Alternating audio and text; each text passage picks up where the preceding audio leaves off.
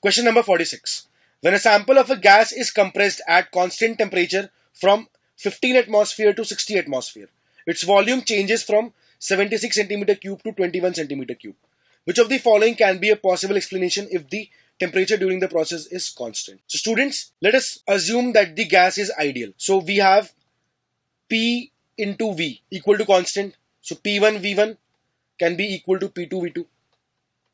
So if we look at this expression, we see that if the pressure is made 4 times, then the volume should be lessened by a factor of 4, which means that if the pressure is changed from 15 to 16 atmospheres, if the gas were ideal, the volume should have compressed from 76 centimeter cube to 19 centimeter cube. But students, it is given to us in the question that the volume of the gas is 21 centimeter cube, but V actual is equal to 21 centimeter cube, which means that the gas is non-ideal. Let us now look at the options. The examiner seems to be interested in the reason behind this occurrence. So in the first statement, he has asked if this is due to the dimerization of the gas. Students, if the gas would have dimerized, the volume would have further reduced by a factor of 2, which is not the case. In the statement 2, he says the gas is adsorbed onto the vessel wall. So if the gas is adsorbed onto the vessel wall, it means that the volume would have further lessened. It should have been less than 19 centimeter cube and not more than 19 centimeter cube as given to us in the question. So this statement is also incorrect. If you look at the third option now, the gas behaves ideally. We had already seen that this statement is incorrect. So students, the correct answer should be 4. Let us check option 4 now. Repulsive forces dominate as the pressure is increased. So students, this statement is correct. In the high pressure region, the value of Z becomes more than 1. It means that the value of VR by VI is more than 1. It means that VR is more than VI. So the possible explanation for this occurrence is that the repulsive forces dominate as the pressure is increased. So students, we have to mark option 4 as the correct answer to our question. Let us look at the next question now. Question 47. Among the following, the planar molecule is R. So if you look at the first option now, in the first option we have an alkyne. Both these carbon atoms are sp hybridized. So this is a linear molecule. And linear species are planar. If you look at the second molecule now, the hybridization of this carbon is sp2, whereas the hybridization of the central carbon is sp. So the C double bond O will lie in the plane which is formed by the sp2 carbon. Students, this molecule is also planar. If you look at the third option now, it is asked to us if an alene is a planar species. So we know that an alene containing even number of cumulative pi bonds is not a planar species. So if these hydrogens are out of plane, then the other 2 hydrogen will lie in the plane of the paper. So it is non-planar molecule. If we look at the fourth option now, we have an alkene and an alkyne. So the alkene will be planar and the alkyne will be linear. So the linear part will lie in the plane which is formed by the alkene. This molecule is also planar. So out of the given molecules, only the third molecule is non-planar. So we have to mark option 3 as the correct answer to our question.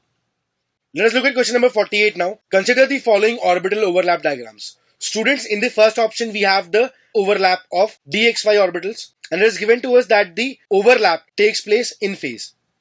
So we know that when the overlap is in phase, the size of the orbitals overlapping will increase. So we can see that the positively signed orbitals will combine and the negatively signed orbitals will combine, and it will lead to the formation of this orbital.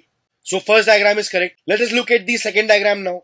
In the second diagram, we have the overlap of py orbital and dxy orbital, and the overlap is out of phase. So it is out of phase, and we know that when the overlapping takes place out of phase, there is a decrement in the size of the overlapped orbitals. So the positive and the negative orbitals will be decreased in size. So students, this diagram is also correct. If you look at the third option now, we have the overlap of py and dxy, and the overlap is in phase again. So we had seen that in phase overlap leads to the constructive interference and the size of the orbital is increased. So students, this diagram is also represented correctly. If we look at the fourth option now, we have the direct overlap of dx square minus y square orbitals, and it is in phase again. So students, this diagram is also correctly represented. So we can see that all of these four diagrams are correct, and since the examiner is interested in knowing about the correct diagrams, we have to mark option 4 as the correct answer to our question. Let us look at question number 49 now. Which of the following statement is incorrect regarding the cathode ray experiment? So students, we know that cathode rays are electrons.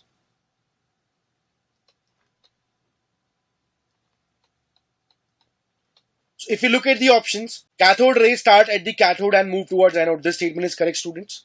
Electrons are ejected from the cathode and they move towards the anode. Let us look at statement 2 now. In presence of electrical field, cathode rays behave similar to negatively charged particles. This is also correct, students. Cathode rays are electrons and they are negatively charged. Let's look at statement 3 now. In the presence of magnetic field, cathode rays behave similar to positively charged particles. It is incorrect, students. Cathode rays are in fact electrons and they cannot behave as positively charged particles. Let us look at statement 4 now. The characteristic of cathode rays does not depend upon the material of the electrode. Students, this statement is also correct. Irrespective of the material of the electrode, the cathode rays are electrons always. So they do not depend upon the material of the electrode. So students, in this question, we have to select the incorrect statement. So we have to mark option 3 as the answer to our question. Let us look at question number 50 now. The density of a mixture of O2 and CO2 sample is 1.79 gram per liter at STP. The approximate mole fraction of O2 in the mixture is. So students, we have the ideal gas equation to include density as P equal to dRT by m naught. So the ideal gas equation can be applied for a mixture of gases. We just have to take care that the m is the effective molar mass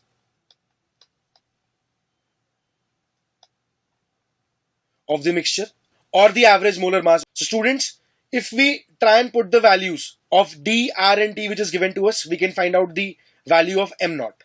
So it is given to us that the conditions are at STP.